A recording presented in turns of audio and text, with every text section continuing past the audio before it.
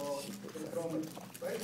So the chromatin is something that you can clearly see, say, on this electron micrograph of the nucleus. So almost round, ideally round-shaped organelle, the nucleus, with a diameter about like 5 micrometers, right?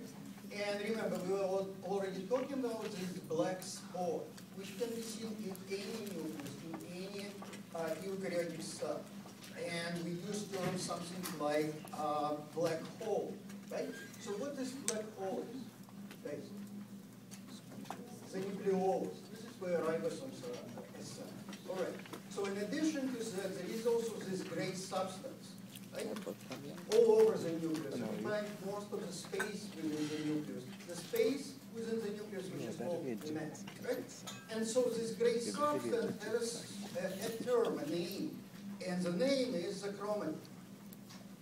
And remember, we were talking about that actually this chromatin also contains all of the nuclear DNA, the deoxyribonucleic acid, but it's also contained another kind of protein, molecules, protein, right? So therefore, the chromatin is actually a certain type of complexes between the nuclear DNA and in most of the mammalian cells and in human cells, with several molecules of DNA, several chromosomes, right?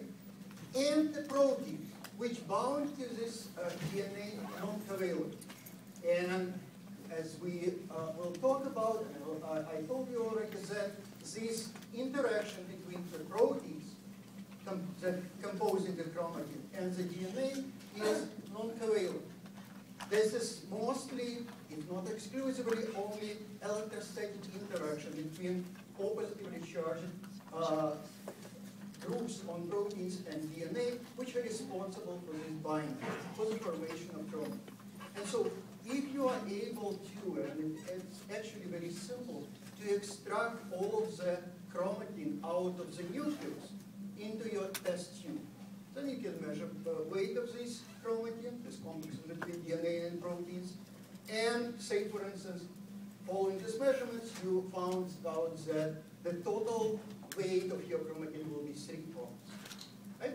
Then you do something, the next step, something different. You now try to separate all of those proteins which compose the chromatin from the DNA, another component of the nucleus. And now you succeeded in separating proteins, chromatin proteins, from the DNA, and you measure the weight. And it appears that it would be approximately 1 ton of the nuclear DNA and 2 tons of the proteins, meaning that by weight, the protein is definitely the most abundant molecule or type of molecules of the chromatin.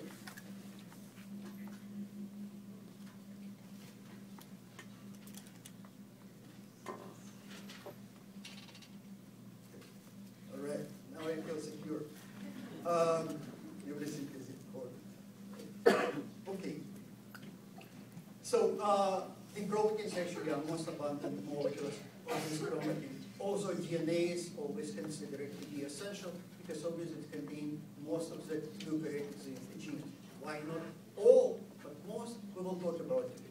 All right, so now what about those proteins? How these proteins, the ones which compose the chromatin, how they actually interact with DNA? What kind of proteins can be found within the chromatin? And one of the group of proteins, we talked about it already, and I just refreshing your memory, are called histones, right? Histones. So histones, all of the histones, there are 5 different types of histones. H1, H2A, H2B, H3, and H4. All of them have something in common. And therefore, the group name for this protein is histones. And this common is, first of all, it's kind of small proteins, small, simply relative, but small as compared to most of the proteins within the cell. Remember, I told you that if you are able to, and using some of the detergents very easy task, to extract all of the proteins from the nucleus, from all of the other organelles, from eukaryotic cell, then you can run them on a certain denaturing electrophoresis, so-called SDS page. And then you would be able to stain these proteins, and you find out that most of the proteins have a molecular weight around around 60,000 Daltons to 70,000 Daltons. 60 to 70 kilodaltons, right? And when we talk about Daltons, that's equivalent of the molecular weight of a hydrogen atom, 1, which is 1, all right? So, but histones are smaller than these most abundant eukaryotic proteins, and therefore they sometimes also called small proteins of chromatin. And the molecular weight range from 11 to 23 kilodaltons, smaller than the molecular weight of other proteins. Now, the other hallmark, the other typical characteristic feature of histones is that they are extremely enriched in two kinds of amino acids, lysines and arginines. And what we already know, and those of you who do read a biochemistry course are probably absolutely well aware that these two amino acids, lysines and arginines, they have what in common? What kind of chemical group? Nitrogen, more specific? Amino group, absolutely. And the pH within the nucleus, so that the pH within the cell, most of the organelles, with the exception of one organelle, is around neutral, about 7. And at pH 7, these free amino groups are protonated. So they do have some extra positive charge, right? So normally, deprotonated primary amino groups of lysines and arginines would not have charge, right? But at pH 7, they are protonated, and therefore they carry one negative charge. And because they have this negative charge, they are able to, these two amino acids, being part of histones, interact electrostatically, forming some electrostatic interaction, they also call ion-ion interaction, with some of the negatively charged chemical groups, right? And so what about the DNA, the surface of DNA? Do you think there is any kind of charges on the surface of DNA molecule, carbohydrate DNA molecule? Yes, what kind of phosphate groups? Phosphate groups which are at pH 7 what? Deprotonated, so they carry the negative charge on the hydroxyl group, or what used to be a hydroxyl group, completely deprotonated hydroxyl, right? And so therefore, these phosphate groups carry the negative charges. And so it's very convenient way for those histones which are enriched in these two amino acids, arginine and lysine, and therefore carry these negative, positive charges to establish electrostatic interaction with the phosphate groups and to cover you would assume the entire surface of the DNA with the shield of histones. The reality is, however, histones actually are concentrated in certain regions of DNA, and we will talk about it, all right? But the way how histone proteins associate with the DNA is by establishing this electrostatic ion-ion interaction. Now, I told you already, there are 5 different types of histones which can be found in chromatin. H1, histone number 1, H2A, H2B, H3, and H4. And if you look into the primary sequence, the amino acid sequence of each of these histones, and compare histones from different organisms. It could be plants or plant organisms, or it could be mammals or human histone. You will find that regardless from the origin of each particular histone, they are very similar, almost identical to each other by their amino acid sequence. Meaning that somewhere during what they call evolution, these histones already have been optimized in order to perform their function. And their function, we'll talk about it, to make sure that DNA, nuclear DNA within the nucleus, is organized properly in a certain type of structure. All right? Okay. Now, in addition to this histone proteins, those small, carrying a significant amount of lysines and arginines, there is also the other group of proteins, collectively called non-histone proteins. Right?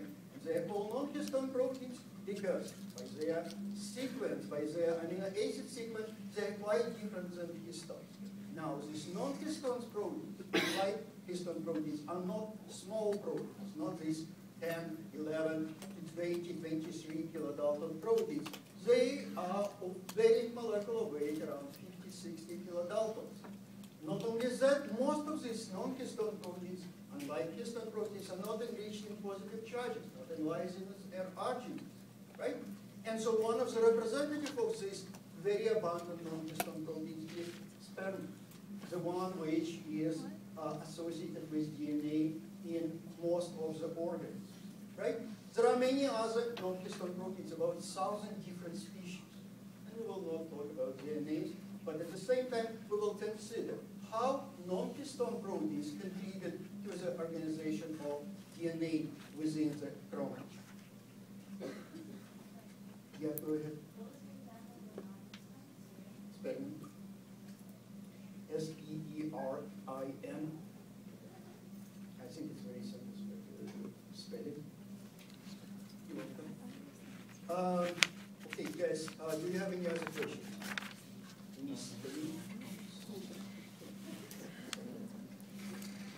Yeah, no, that's fine. I mean, it's not challenging task, right?